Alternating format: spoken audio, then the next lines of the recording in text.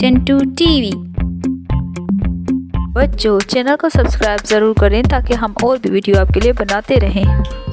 देखो बच्चों, हाथी आया, साथ में अपना बच्चा लाया। देखो बच्चों, हाथी आया, साथ में अपना बच्चा लाया। छोटी छोटी आंखों वाला, बड़े बड़े कानों वाला। सोन से पानी पीता है, चिड़ियाघर में रहता है। देखो बच्चों, देखो बच्चों, देखो बच्चों, देखो बच्चों, हाथी आया, हाथी आया, हाथी आया, हाथी आया, हाथी आया, हाथी आया।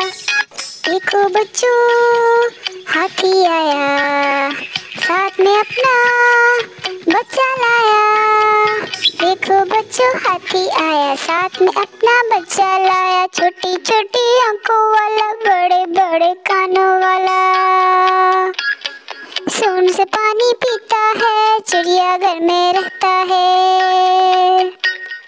देखो बच्चों, देखो बच्चों, देखो बच्चों, देखो बच्चों, हाथी आया, हाथी आया, हाथी आया, हाथी आया, हाथी आया, हाथी आया।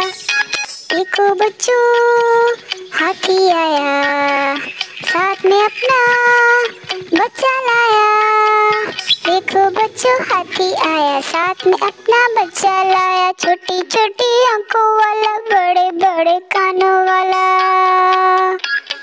सोन से पानी पीता है, चिड़ियाघर में रहता है।